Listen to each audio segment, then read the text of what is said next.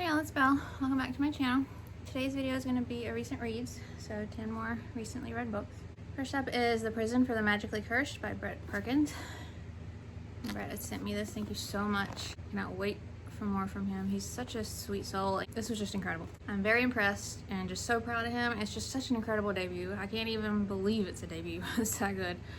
I just ate it up. I love the whole idea of this world, the idea of people with magic being considered bad, no matter who they are, age, or what kind of magic, all considered cursed and put in a prison when found out.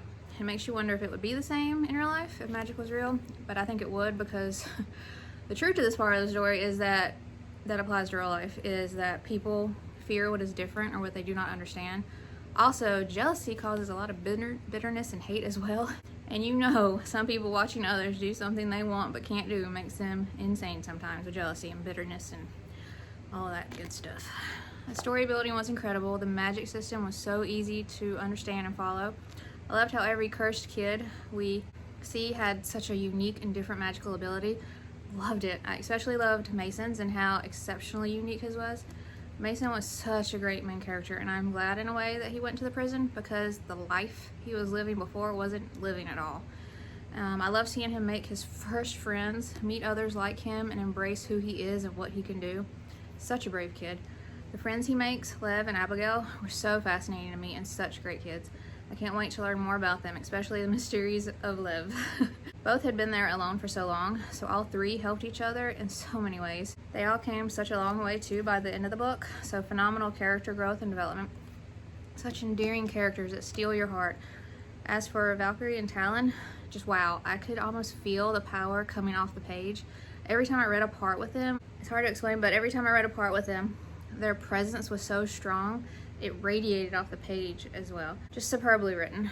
Shorter chapters that end leaving you wanting and needing to know what happens next, added to this suspense, danger, and adventure, and makes it for a very fast-paced, edge-of-your-seat read. Vivid, imaginative writing with incredible details that make up the world, story, and the characters.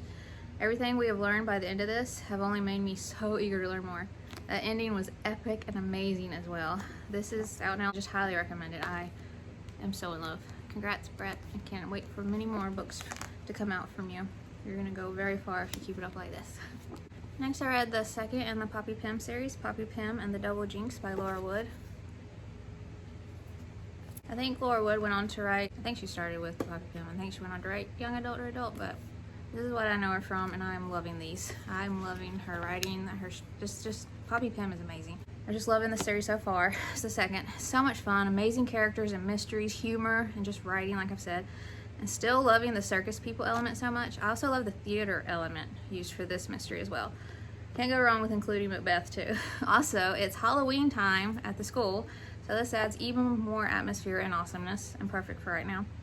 I fell more in love with Poppy with this one, as well as Ingrid and Kip. They're just such great kids with the best friendship. They make the best little detective team.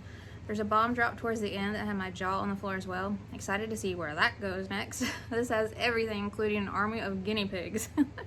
Highly recommend these. Then I wrote the third, and then I read the third in the Orphans at the Tide series by Struan Murray, Eternity Engine. And they're illustrated throughout. Just wowza. What an ending.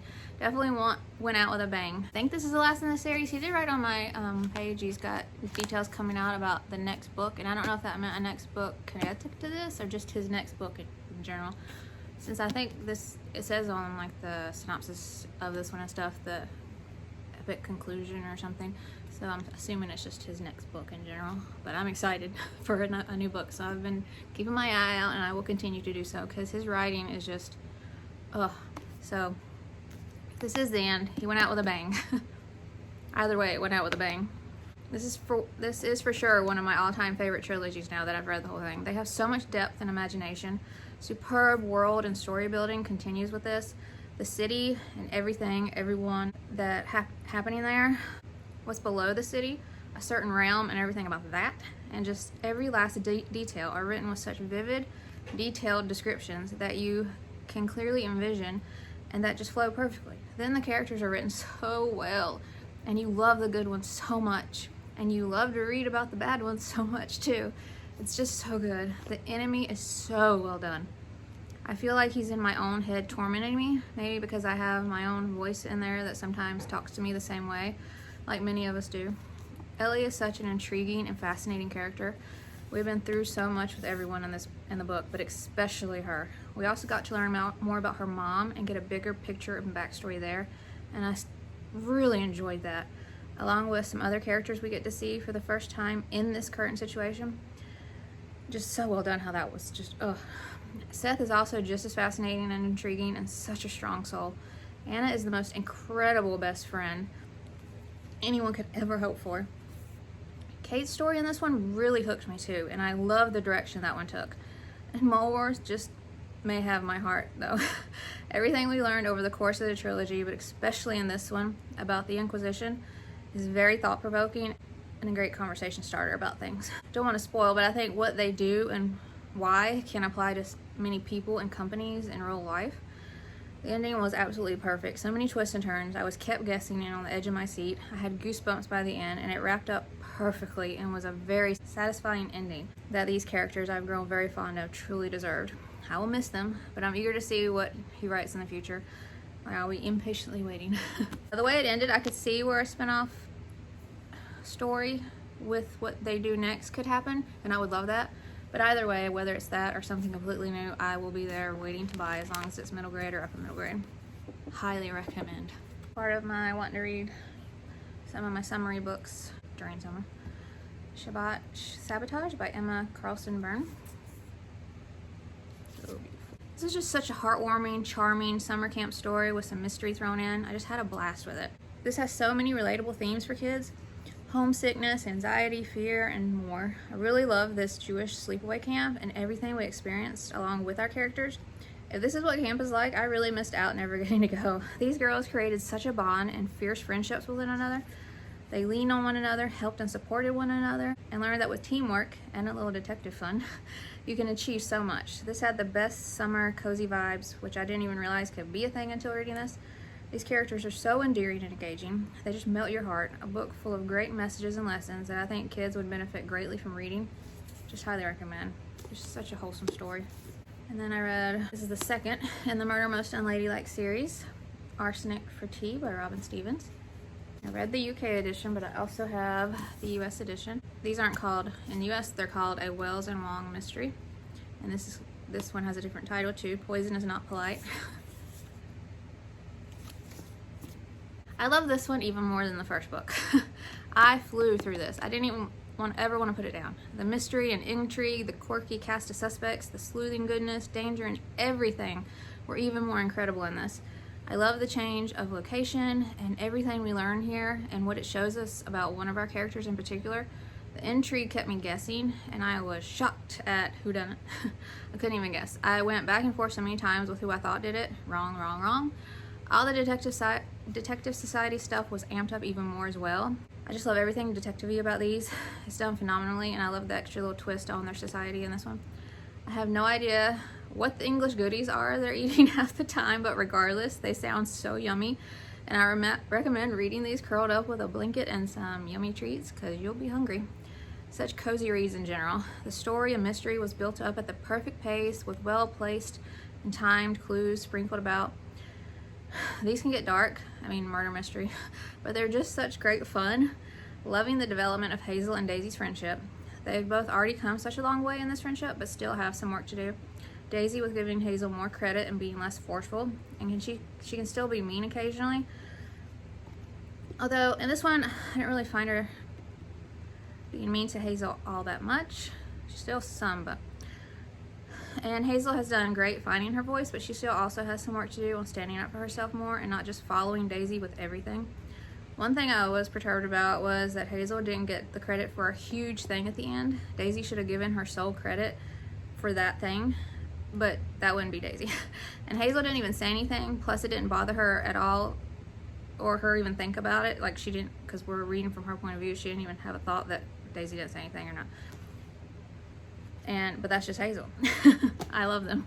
This writing is also terrific and just sucks you right into the story. Superbly written dialogue between characters and amazingly written characters in general, really.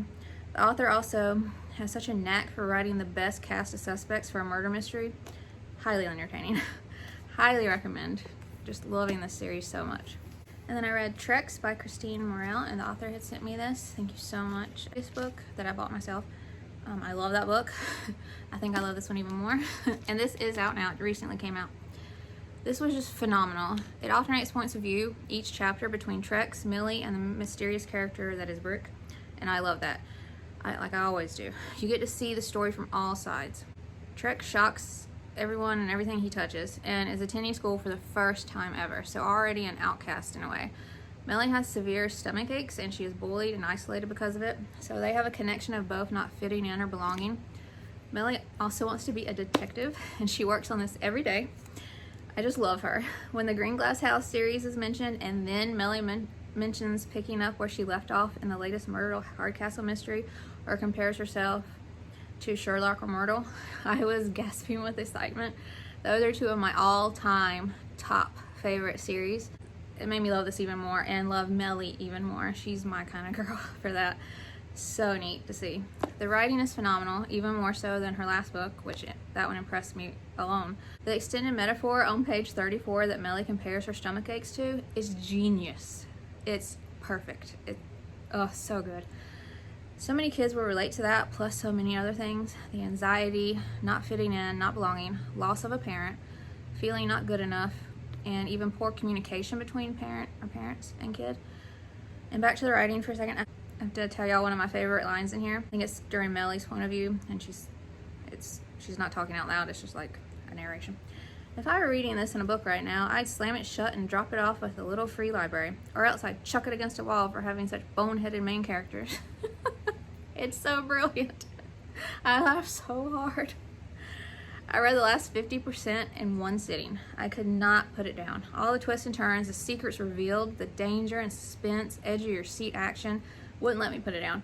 Everything about this is such a unique idea for a story and very thought-provoking. Trex is such a great kid who's had so much happen to him already in life, and much of it he didn't even have a choice in. He was so young when it all happened. All he wants is to be normal.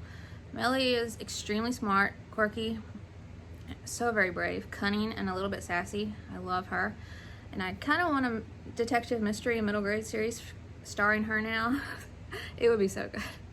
Brick and everything that happens there left my jaw on the floor. So good. Not what I was thinking was going to be that character at all. This has a science fiction type element mixed with sleuthing, mystery, adventure, family, and friendship. So much imagination and heart. I love the author's note where she explains incorporating her own experiences into Millie and her character, and to writing a story where the introvert didn't need to come out of their shell or be saved from a life of loneliness. It's okay to be who you are and just be the hero the way you are, and still get to be the hero being who you are, not having to be saved by someone else who's got it all together, and not having someone having to rescue you because of the way you are. Just perfect. It's such a great message, and I'm so glad that so many kids will see themselves as Millie in here, and she's like a hero to me in this, and I just love that. And the author lets the reader know you are not alone, you are not broken. And it made me a little emotional. So many kids are gonna, like I said, they're gonna relate to Millie and need her story, and the author's message to them through her book. It just makes my heart so happy. I just love this and highly recommend. Like I said, it's out now, and a beautiful, stunning cover by one of my favorites, Carl James. I don't know why I just said Carl James, but it's Carl James Mountford. It's just in purple. I mean, come on. Love this. Then I read the second. I think the series is called The Gilded Girl. I don't know if it's just going to be a duology or if it will be a series, though. I really hope it's going to be a series. This was the second one. The first one was The Gilded Girl, and this is the Tarnished Garden by Alyssa Colman. So beautiful. And I'm just loving these so much. I love this one even more than I did the first book, and I love the first book. It was just so good. I just love this so much. The first book was a reimagining of sorts of A Little Princess, and this one is a reimagining of sorts of The Secret Garden, both with just some magic added in, which is always a good idea. With the same characters from book one, but with one character that shows up at the end of book one having a larger role in here, and chapters alternate between that character that showed up at the end of book one and Izzy from book one's point of view. And as always, I love that alternating point of view. You get to see both sides' thoughts, feelings, and personal experience. Figgy Pudding still has my heart, but so do some new little characters. Trouble especially though. He's so scared of being a squirrel, poor thing. Every detail of this town, the different communities of it, the magic, the schools, the characters are so vivid, imaginative, and just plain superb. Especially this garden itself and everything about it. I love the things we learn, and just all the pages spent there were so magical, charming, and heartwarming. The mystery of this one was incredible, and you have the high stakes, race against time suspense, the danger, the sibling family elements, even like a found family element of sorts. You'll see if you read it. The things learned, including secret society info bits, are all so good. The author does such a great job of writing characters that steal your heart and you root for. Just such engaging writing with the most endearing characters. Also, why aren't house dragons real? It's so unfair. I want one. That's all I can say because I don't want to spoil, but I really do hope there will be more. Really, really, please. But highly recommend. This is just phenomenal. And then I had the first 2 graphic novels in the Witches of Brooklyn series by Sophie Escabasse, and Random House Graphic and Random House Kids had sent me the 3rd one that's coming out, Smores Magic. If I'm not mistaken, just came out today, September 6th, so the 3rd one is out now. So I wanted to read that in time for release, so I started the first 2 and I flew through them. They were just such fast reads. So I read the first one, Witches of Brooklyn, and I was so happy to finally read them. I was wanting to binge them because every time I thought about it, I saw another one was coming out. Loved it so much. I absolutely loved Effie as a main character. I love seeing her journey of self-discovery in this new chapter of her life.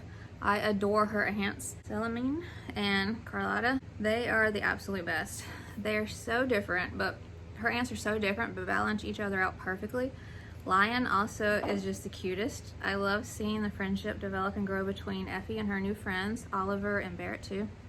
Great humor and hijinks in here, and just such a witchy, cozy vibe overall. Great messages woven in as well.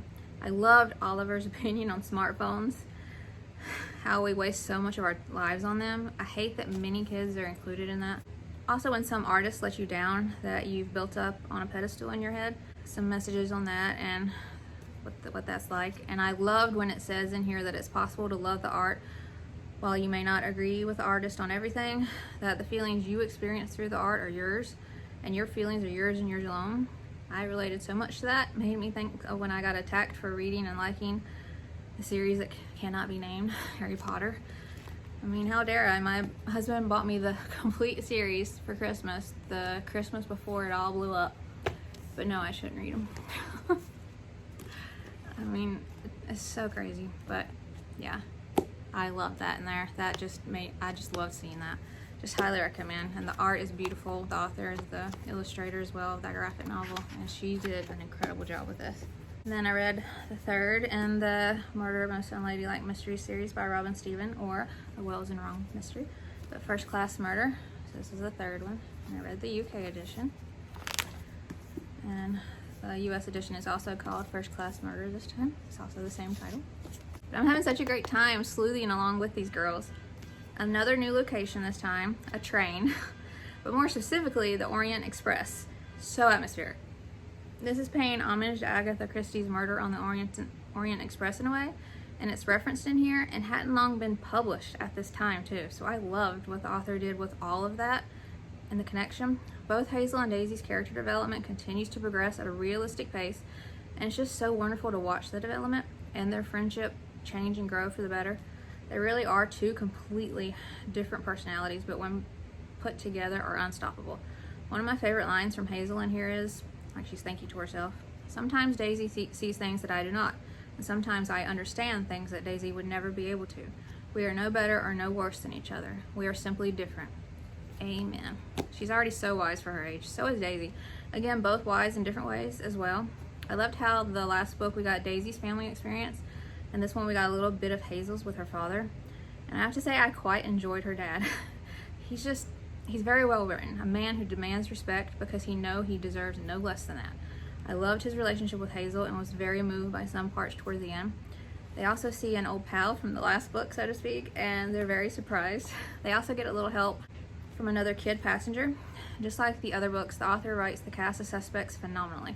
The perfect murder, mystery, quirky, kooky, colorful, and highly entertaining cast of characters. Daisy's dialogue, while she's in detective mode, is still so engaging and fascinating to read. She really is pretty brilliant. But so is Hazel, in a less outspoken way. Daisy could never do this without Hazel, and vice versa. I also like the inclusion of other political issues going on in the world as well, like what was happening with the Jewish community and Hitler already causing trouble. I liked very much how a specific character and their story was connected to that. It was just very well done. Highly recommend. I'm just loving these. And then lastly, another one in my summer stack I wanted to read, The Memory Keeper by Jennifer Camiscia. I've had this forever and I was so happy I finally read it. This was incredible. It's such a summer mystery type read with family and friendship at its core. Each chapter, besides chapter 1, which is titled The Type of Memory Our Main Character Has, and chapter 2 that is just titled The Brain, and the last chapter, which is titled Lulu's Journal, all of them are titled apart, all the rest are titled Apart from Our Brain. Then the first paragraph of that chapter pretty much explains what that part does, and usually our main character explains how it relates to memories. I've learned so much about the brain alone reading this, and I love that. A diagram of the brain is also even at the beginning of the book. There's apparently so much I don't know, and that just makes me eager to learn more. There's history to the story as well, with what our main character Lulu just uncovers about her grandma's past. Everything about the mystery of her past and the journal, etc. was so intriguing and just fascinating to me. It just hooked me. Plus the history of the world the grandma was living in during that time and what her country, but especially what she went through. So many important themes and relatable issues in here, such as not fitting in, being different in some way, like an outsider, family secrets, child loss, and what it can then do to a family, divorce, feeling invisible, how important some grandparents become in some kids' lives, and Alzheimer's. And also, I need to add this to my review, but there is some child abuse talked about, not on page. Like it's not the abuse isn't happening, it's just talked about something that happened to a character. There's just so much good in here. Engaging writing, thought-provoking, amazing pace, and incredible characters. I love the friendship between Lulu and Olivia, especially how closer this mystery brings them and helps Lulu realize that she can really count on Olivia, that she won't think she's too weird because of her memory and stop being her friend like she had thought before. Also, Olivia shows her that just because someone is always smiling and acting like everything is great, that isn't always the case, and we should always check to make sure our friends are okay, no matter the outside appearance. Then the friendship that forms between Lulu, Max, and Olivia as they team up to solve the mystery. Again, Lulu learns that appearances don't always mean what they appear. Max's smirk, for example, wasn't what she thought at all, and she misjudged him over and over and ended up becoming a great friend. He ended up becoming a great friend. The core feeling of this story is family. Wanting to be seen and loved by family, wanting to protect the family that does see you and love you, and feeling powerless sometimes as well. Life, basically. Just such an amazing read, and I highly recommend it. Alright y'all, that's it for this video. Did you see any that you want to read now? Have you read any already? Did you like them? Did you not? Let me know in the comments. And I hope you enjoyed the video, and if you would like to subscribe, I would love that if you'd like to. And I'll see you in my next video. Bye.